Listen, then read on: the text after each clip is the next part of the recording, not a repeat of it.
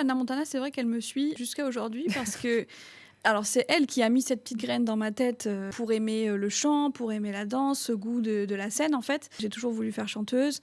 En fait, il fallait trouver un métier qui soit plus stable, plus sérieux. Au final, je suis journaliste, je suis pas sûre que ce soit beaucoup plus stable. Mais bon, en tout cas, il est plus sérieux. Cette année, j'ai commencé une formation d'auteur, compositeur, interprète. Je me sens un peu comme Hannah Montana parce qu'aujourd'hui, je vais au boulot et le soir, je vais en cours et je monte sur scène.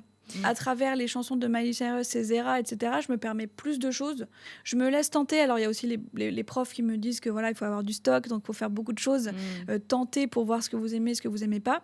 Mais il y a toujours ce petit côté de quand j'entends une sonorité, je me dis je vais la mettre dans ma chanson parce que ça me rappelle telle chanson. Enfin, parfois c'est conscient et parfois c'est inconscient. Ouais. Et j'aime bien ce côté que je vais en fait mettre dans ma création musicale. Ouais. Et d'ailleurs, c'est pour ça que j'ai beaucoup de mal à écrire autre qu'en anglais. Voilà, c'est une formation qui est très franco-française et donc on va écrire en français. En fait, j'ai toujours écouté que de l'anglais, notamment à cause des stars Disney Channel. Mais aujourd'hui, j'essaye d'apprendre. C'est un peu compliqué.